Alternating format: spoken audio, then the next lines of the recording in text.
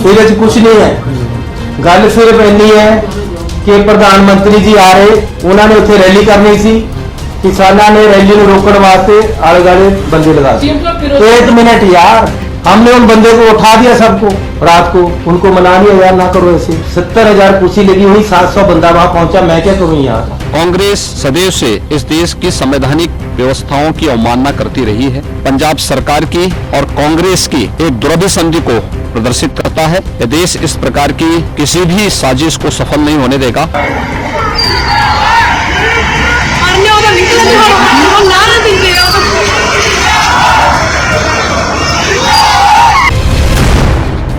कांग्रेस के खूनी इरादे नाकाम रहे। कांग्रेस के युवा नेतृत्व ने जोश का उत्सव का इजहार किया। किस बात का उत्सव है उनका, किस बात का जोश है? देश के प्रधानमंत्री को मौत की कगार पर ले गए। नमस्कार, आप देख रहे हैं दी कंटाप, मैं हूं प्रफुल्ल। क्या कभी आपने सोचा था कि विश्व के सबसे बड़े शक्तिशाली नेताओं में शुमार किसी प्रधान सेवक के काफिले को रोक दिया जाए और उन्हें 20 मिनट तक आगे बढ़ने के लिए इंतजार करना पड़ेगा? वो भी उस प्रधान सेवक के काफिले को रोका जाना जिसकी सुरक्षा में 5 लेयर होते हैं।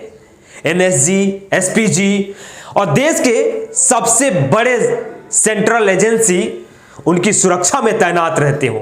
उनके काफिले को रोक देना और उल्टे पांव वापस कर देना, क्या सोच रहे होंगे आप ये सब सुनकर? यही लग रहा होगा ना कि उनकी सुरक्षा में कोई बहुत बड़ी चूक हो गई है। आखिर अगर चूक हुई भी तो कैसे हुई, यह भी सवाल आपके मन में आते होंगे।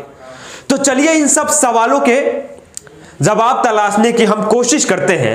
आपको एक ऐसी वीडियो दिखाते हैं जिस वीडियो को देखकर आप चौंक जाएंगे, आपकी आंखें खुली की खुली रह जाएंगी कि आखिर इतने शक्तिशाली, प्रभावशाली राजनेता, प्रधान सेवक के काफिले के पास लोग पहुंच कैसे जाते हैं, वो भी नारेबाजी करते हुए। वीडियो को थोड़ा गौर से देखिएगा और ध्यान से सुनिएगा, क्योंकि उसमें विरोध के नारे नहीं लग रहे हैं, जिंदाबाद के नारे लग रहे हैं। जबकि मीडिया में दिखाया जा रहा है कि प्रधान सेवक के काफिले को रोका गया और विरोध में नारेबाजी किए गए हैं। और यह भी पहचानिएगा कि उसमें जो झंडा है वो किस पार्टी का है।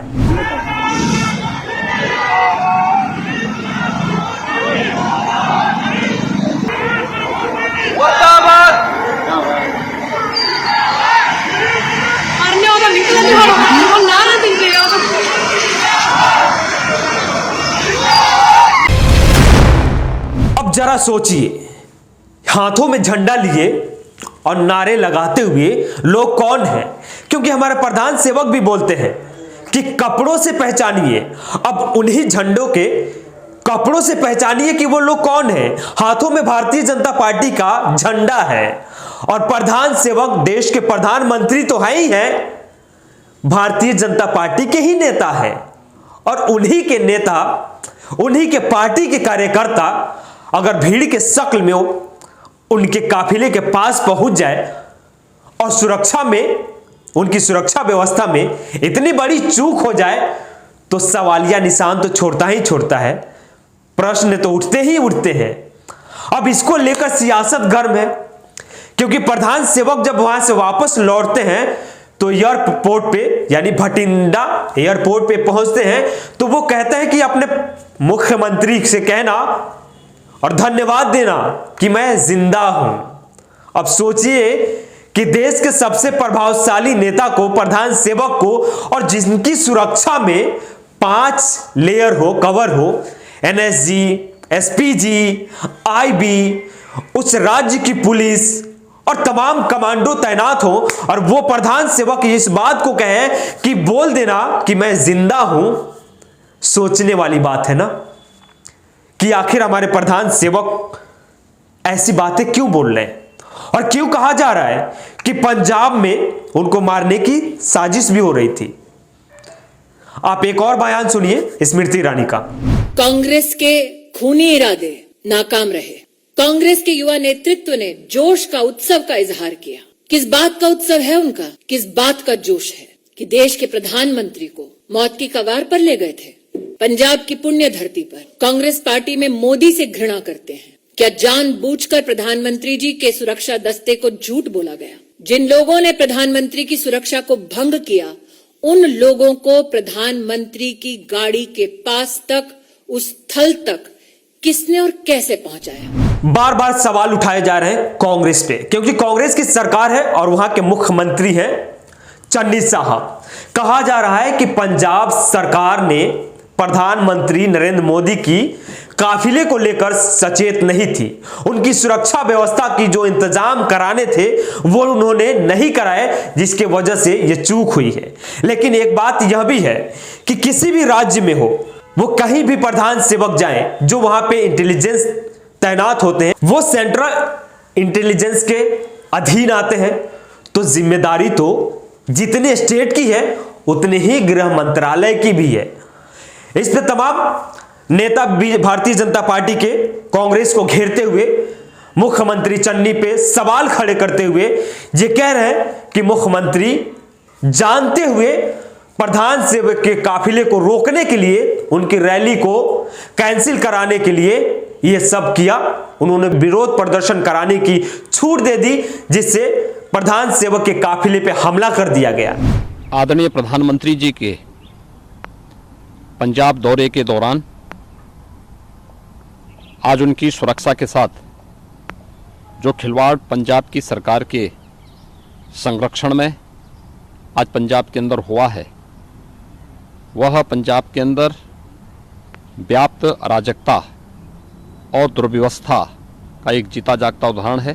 कांग्रेस सदैव से इस देश की संवैधानिक व्यवस्थाओं की अवमानना करती रही है।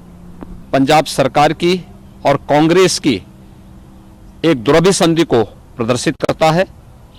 यह देश इस प्रकार की किसी भी साजिश को सफल नहीं होने देगा।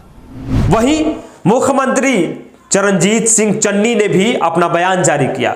उन्होंने कहा कि मुझे यह मालूम तो था कि आज प्रधान सेवक की रैली है और वो बाई एयरपोर्ट पे आएंगे, उसके बाद हेलीकॉप्टर से वो फिरोजपुर डिस्ट्रिक्ट पहुंचेंगे, लेकिन उनको इस बात की जानकारी नहीं थी कि वो बाई रोड भी आ सकते हैं, क्योंकि लास्ट टाइम पे जब उनका रूट डाइवर्ट किया गया तो उनसे कोई संपर्क नहीं किया गया था।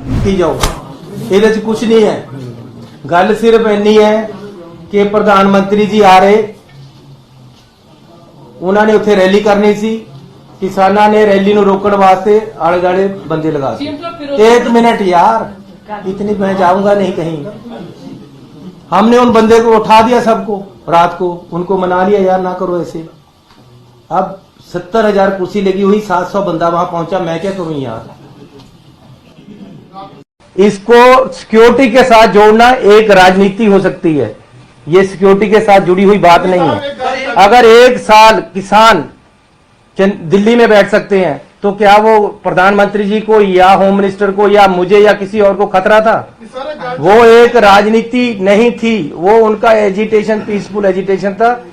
यहां भी पीसफुल एजिटेशन था, रात हमने एजिटेशन उठाया था।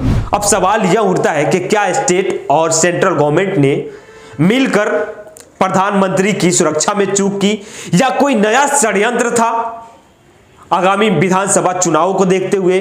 क्योंकि वहां से वापस लौटते ही प्रधान सेवक यह बयान देते हैं कि मैं जिंदा हूं। आखिर प्रधान सेवक को मारने की कोशिश कौन करेगा? आखिर प्रधान सेवक के जान के दुश्मन कौन है? या दूसरी तरफ यह हो सकता है कि प्रधान सेवक को इस बात का भान हो चुका था कि जिस रैली को मैं संबोधित करने जा रहा हूं वहां पे पहले से लोग मौजूद हैं और काले झंडे लेकर मौजूद हैं, अधिकतर कुर्सियां खाली हैं, इसलिए यह सब ड्रामा किया गया। या यह भी हो सकता है कि जिन किसानों ने 1 साल तक दिल्ली के अलग अलग सीमाओं पर आंदोलन किया, 700 किसान शहीद हो गए, उन किसानों के परिवार वाले थे, और वो सब याद रखते हुए उन्होंने प्रधान सेवक को याद दिलाया कि यही पंजाब है जहां के किसानों ने मौत को गले लगाया। या उन 700 शहीद किसानों को याद दिलाया प्रधान सेवक को कि आप ही के सत्ता के अधीन किसान आंदोलन कर रहे थे और आप चुनावी रैलियों में और देश को मन की बात बताने में व्यस्त थे। अब देखना यह है कि आखिर प्रधान सेवक की सुरक्षा में चूक हुई है तो क्यों हुई है, क्योंकि यह जांच का विषय है। क्योंकि वहां पे नारे लगाने वाले लोगों के हाथों में भारतीय जनता पार्टी की झंडा है और वहां पे कांग्रेस की सरकार है और सवाल दोनों तरफ है कि जो नारेबाजी करते हुए प्रधान सेवक के काफिले के पास पहुंचे वो पहुंच कैसे गए, क्योंकि इतनी बड़ी सुरक्षा के बावजूद भी अगर प्रधान सेवक के काफिले तक आसानी से लोग पहुंच जाए तो चूक कहां है, या स्टेट की जिम्मेदारी थी, स्टेट विफल है, यह सब जांच का विषय है। और जांच के बाद देखते हैं कि क्या नया इसमें जोड़ा जाता है, क्या नया षड्यंत्र या खेल सामने आता है। हमारी नजर उस पर बनी रहेगी। आप भी हमारे साथ बने रहिए। अगर अभी तक आप हमारे चैनल को सब्सक्राइब नहीं किए तो सब्सक्राइब कीजिए। यूट्यूब पे देख रहे हैं तो बेल आइकन दबाइएगा, अगर फेसबुक पे देख रहे हैं तो फॉलो जरूर कीजिएगा।